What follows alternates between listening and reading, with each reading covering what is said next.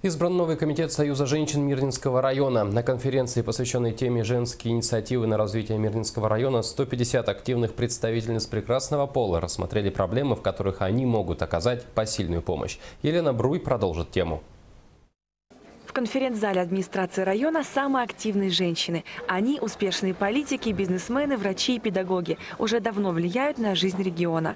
Об этом говорили участники конференции «Женские инициативы на развитие Мирнинского района». При этом докладчики, а точнее докладчицы, подчеркивали, для достижения результата действовать нужно сообща. Мы сегодня говорим о том, что женщины все-таки разрознены. Наши женские организации, они должны быть объединены и каким-то одним фронтом ставить свои задачи.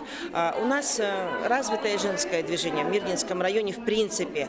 У нас в поселениях активно работают женсоветы. Когда-то были женсоветы на предприятиях, а они сегодня должны в какой-то форме возрождаться. Вот об этом идет речь. Участники съезда работали по нескольким направлениям: здравоохранение, бизнес, жестокое обращение в семье и вопросы досуга.